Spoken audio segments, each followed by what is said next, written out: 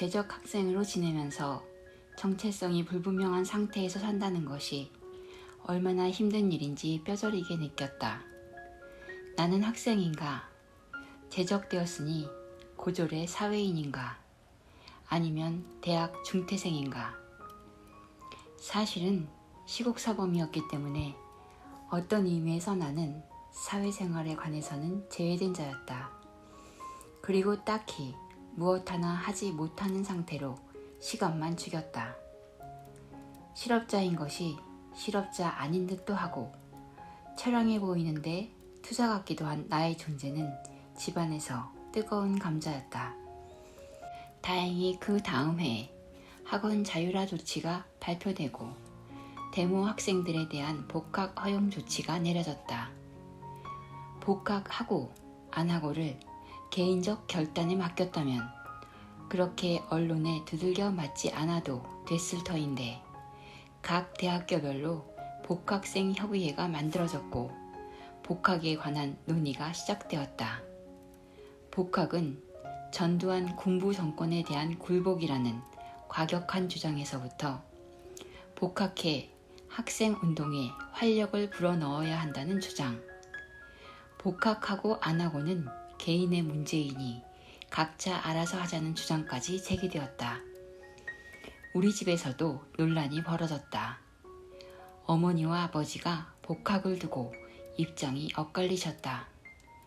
어머니는 2대 중퇴의 학벌이면 여자로서 어디 내놔도 부끄럽지 않다며 복학하지 말고 좋은 혼처를 찾아 시집 보내자고 강력하게 주장하셨다. 어머니의 대전제는 복학하게 되면 다시 내 친구 A, B, C와 내가 어울릴 것이고 다시 데모에 가담해 영원히 제야운동권의 멤버로 고단한 삶을 살 것이라는 것이었다. 복학생 싸움 과정에서 나는 엄마의 강력한 의견으로 선도 두세 번 봤다. 엄마는 어디에서 그렇게 우리나라 최고 학벌의 좋은 집안 괜찮은 남자를 골라오는지 몰랐다. 다 괜찮은 상대였다. 맞선을 본 그들에게 마음을 열어줄 순 없었지만 그들과의 만남이 나쁘진 않았다. 나는 가난한 고학생에 대한 환상이 있었다. 유복한 집안에서 편안하게 대학을 다니는 남학생들에게는 연애 감정이 일지가 않았다. 그런데 좋은 조건에서 잘 자란 남성들도 나름의 매력이 있다는 것을 그때 알게 되었다. 아버지의 의견은 이랬다. 데모를 다시 해도 좋다. 감옥에 다시 가도 좋다. 대학 졸업장만은 꼭 따야 해. 대학 중퇴로는 아무것도 할 수 없어. 나중에 내가 정신 차린 다음 뭔가를 해보려 해도 절대로 할 수가 없다. 나는 아버지의 말이 무슨 뜻인지 몰랐다. 다만 복학해서 학생운동을 계속하고 싶었기 때문에 아버지의 뜻을 따랐다. 엄마는 저 영감이 늙어서 분별력이 없어진 게다. 그깟 졸업장이 무엇라고 사지로 애를 몰아넣으려고 하는가 하며 못내 걱정을 놓지 않으셨다. 엄마 말이 옳았다. 나는 재적학생 신분으로 살면서 군부 독재 종식이라든가 민주화 운동으로부터 약간 마음이 소원해져 있었다. 그런데 복학을 하고 다시 학교에 돌아가서 친구들을 만나자 다시 민주화에 대한 의무감과 역사에 대한 소명의식이 되살아났다. 김근태 선배가 의장이었던 민주화 운동 청년연합에도 가입했다. 복학생 환영식을 비롯하여 복학생 모임에도 적극적으로 나갔고 후배 지도를 해야 했으므로 세미나 공부도 열심히 했다. 책이란 신기한 것이다. 내가 대학교에 들어가 새내기 때 읽었던 책이 대학교 3학년 때 후배 지도를 위해 다시 읽었을 때 전혀 다른 측면이 읽혀졌었다. 시위 주동을 하고 감옥에 갔다 와 복학한 다음 후배들을 만나기 위해 같은 책을 읽었을 때 그 책이 주는 메시지가 또 달랐다. 나는 같은 책을 되풀이해서 읽는 습관이 있는데 이는 아마도 학생 운동 시절의 반복 도서의 오묘함을 깨달았기 때문일 거다. 복학하고 다시 공장에 위장 취업을 했다. 위장 취업을 할 것인가 시위 주동을 할 것인가를 두고 고민하다가 시위 주동 쪽을 택했던 내가 다시 공장에 들어가게 된 것은 순전히 세미나 때문이었다. 서양 경제사론, 자본주의 경제의 구조와 발전, 변증법적 유물론 비판 등 책들을 다시 꼼꼼하게 읽어보니 역시 자본주의 사회 변혁을 일으킬 수 있는 동력은 공장에만 있었다. 깨어난 노동자들의 조직화가 변혁운동의 동력이라고 다시금 판단되었다. 전자공장에 출근하는 첫날 엉뚱하게 난 이런 생각을 했다. 내가 나와 같은 딸을 둔 엄마였다면 나는 어떻게 했을까? 엄마가 옳고 아버지가 틀렸다 싶었다. 엄마 말대로 복학하지 않았다면 친구들을 만나기 어려웠을 테고 고립되어 있다 보면 사람의 생각이란 바뀌기 마련인 법이다. 다른 한편으로 솔직히 고백하자면 나는 학생운동권의 룸펜 문화가 싫었다. 내 별명은 시간엄수였다. 그런데 서클 세미나 시작 시간이 규칙적이지 않았고 다들 약속을 지키지 않았다.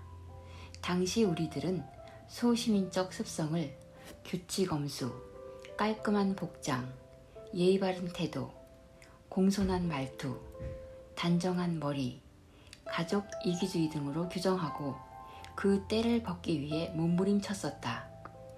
지금 돌이켜보면 참으로 우스운 일인데 세미나 시간을 칼같이 지키던 나는 늘 운동성이 약한 것으로 치부되어 열애였다. 여성운동이 발화하기 시작했다. 한 번은 서클에서 나의 20년이라는 주제로 자기 고백을 하는 시간을 가졌다. 나는 맨 마지막 순서였다. 20명 남짓 서클원들이 모여 있었다. 앞서 고백한 19명 전부가 결혼을 하지 않고 여성운동가로 꿋꿋하게 살겠다고 다짐했다.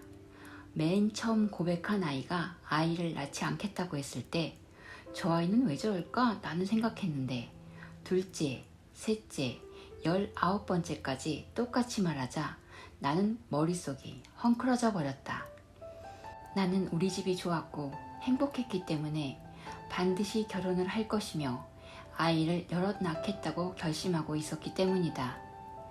학생운동 이후 사회운동을 하는 것과 결혼해서 아이를 낳아 잘 키우는 것은 물리적으로 혹은 경제적으로 병립하기 쉬운 일은 아니겠지만 대립하는 것으로 받아들여지지 않았다. 19대 1로 맞서 논리를 펼치는 것이 두려워서 나는 아무 말도 하지 않겠다고 했다. 하지만 말하지 않는 자유가 보장되어 있지 않았다. 그럴 때 적당히 얼버무리고 결혼이나 아이 문제는 언급하지 않고 넘어갈 수도 있었을 거다. 그런데 나는 살아오면서 단 한 번도 어떤 상황을 모면하기 위해 내 생각을 말하지 않고 적당히 넘어간 적이 없었다. 아주 어렸을 때부터 그랬다. 그런 태도 때문에 중고등학교 때 잠시 왕따가 된 적이 있었음에도 어쩐지 내 생각이 아닌 것 혹은 내 생각을 숨기는 것을 나는 용납할 수 없었다. 만일 내가 그런 식으로 처신했다면 내가 싫을 것 같았다. 나는 내가 너무 좋았고 소중했기 때문에 나 자신을 속이기 싫었다. 만일 내가 이 순간의 어려움을 모면하기 위해 적당히 넘어간다면 내가 싫어질 것 같았다. 저는 반드시 결혼을 할 것입니다. 남자친구도 있습니다. 아이도 10명 낳는 것이 목표인데 어쨌든 낳을 겁니다. 30살이 될 때까지만 민주화 운동을 할 것입니다. 이후에는 가능하면 올바르게 살도록 노력하겠습니다. 내 말이 떨어지자 갑자기 분위기가 싸해졌다. 그렇게 10에서 20초 정도 침묵이 흘렀을까? 여기저기서 피식피식 웃음이 터졌다. 나는 그 웃음의 의미를 너무나 잘 알고 있었다.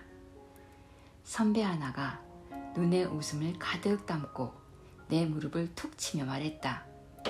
얘 10명 낳아 키우다 보면 아무것도 못해. 무슨 결혼을 하고 애까지 낳아 키우면서 민주화 운동을 한다고 그래? 뭐 그런 류의 비웃음들이 잠시 오갔다. 역시 캡틴은 캡틴이었다. 우리 서클 회장인 선배가 입을 열었다. 왜 새내기 길을 쪼개고 그래? 결혼도 하고 아이도 낳고 운동도 계속하고 그게 뭐가 나쁘니? 어쨌든 나로 인해 흐트러진 분위기는 이후 다시 잡히지 않았고 기억은 잘 나지 않지만 특히 새내기들의 표정이 뒤숭숭했던 것은 기억에 남아있다. 나를 제외한 19명은 이후 어떻게 되었을까? 그중 17명이 결혼해 아이를 낳았다. 한 명은 돌싱으로 자유를 만끽하며 살고 있고 한 명은 결혼하지 않았다. 결혼하지 않은 한 명도 이후 사회운동에 헌신하지 않았다. 이후로 나는 우리 서클에서 스스로 왕떠였다. 커다란 양동이 속에 물이 채워져 있고 그 위에 기름이 동동 떠다니는 것 같은 이질감 때문에 나는 학생 운동하는 것이 유쾌하지 않았다. 그랬기 때문에 더욱 규칙을 엄수했고 세미나 준비도 철저하게 해갔으며 친구들에게 다가가려고 했었다. 그렇게 하다 보니 지진아였던 내가 4학년이 되었을 때 어느덧 서클의 중심에 서 있었다. 세상 일이란 참 알 수가 없다. 처음이었던 사람이 나중이 되고 나중이었던 사람이 처음이 되는 일. 그런 일도 세상에서는 가끔 벌어진다. 철들어 성경을 읽어보니 마태복음 20장 30절에 그러나 먼저 된 자가 나중되고 하는 구절이 있었다. 가끔 내가 생활 속에서 얻은 깨달음이 경전에 이미 나와 있는 것을 알게 된다. 신앙과는 별개로 각 종교 경전은 인류가 얻은 집단적 깨달음의 기록이 아닌가 싶다. 과연 나는 위장 취업에 성공해 노조를 만들 수 있을까? 자신이 없었다. 이미 적성에 맞지 않는다고 판단해 덮은 일을 당시 운동권의 노동지향적 분위기에 빠져 재시작하는 것이니 성공 확률은 지극히 낮았다. 그런데 처음 대학교 4학년 1학기에 공장에 들어갔을 때보다 나이가 들어서 그런지 공장 생활이 수월했다. 딱히 공장 일을 잘하기 위해 준비한 것도 없었다. 그러나 예전처럼 너처럼 일을 못하는 애는 처음 봤다 라거나 차라리 네가 라인에서 빠지는 게 도와주는 거야 라는 말은 듣지 않았다. 아마도 일을 잘해서라기보다는 내가 3살이나 더 나이를 먹었고 감옥까지 다녀와 눈빛이 매서워졌기 때문이 아닐까. 그러나 거기까지였다. 공장에 다니던 어느 날 오른쪽 배가 터질 듯 아파왔다. 나는 이렇게 저렇게 아버지에게 거짓말을 하고 안양에 있는 공장 근처 자취방에서 자취를 하고 있었다. 너무나 배가 아파 공장에도 출근하지 못했다. 자취방에 누워있는데 배가 점점 더 아파왔다. 토할 것 같기도 하고 오른쪽 배가 너무 아파서 허리도 펼 수가 없었다. 나는 집에 전화를 걸었다. 아버지가 전화를 받았다. 내 몸 상태를 말하니 아버지가 택시를 타고 빨리 집으로 오라고 하셨다. 나는 택시를 타고 아버지 집에 도착했다. 택시가 이수 사거리 즈음에 도착해 방배동에 진입하자 넓은 도로, 반듯한 빌딩들이 눈에 들어왔다. 내가 자취하고 있던 안양과 방배동은 같은 대한민국이면서 다른 세상이었다. 내 얼굴을 보고 엄마는 깜짝 놀라셨다. 뭐 하려고 회사에 다닌다고 그 짓을 하노? 집에 돌아와라 하셨고 아버지는 이대로 두어선 안 되겠다시며 나를 병원으로 데리고 갔다. 가까운 외과에 갔는데 기본적인 몇 가지 검사를 하고 난 다음 의사가 말했다. 방치하면 곧 맹장이 터진다고. 나는 그 길로 입원했고 맹장 수술을 받았다. 맹장 수술을 받고 회복하면서 나는 8kg 가까이 빠져 해골이 되었다. 난 아침에 일어나 거울을 볼 때마다 얼굴에서 죽음의 형상 같은 것을 보았다. 그래서 거울을 보지 않았다. 아마도 얼굴에 살이 너무 빠져서 골격이 그대로 드러난 모습이 해골 문양으로 보인 것이 아닐까 싶은데 그때는 나의 얼굴이 끔찍하게도 싫었다.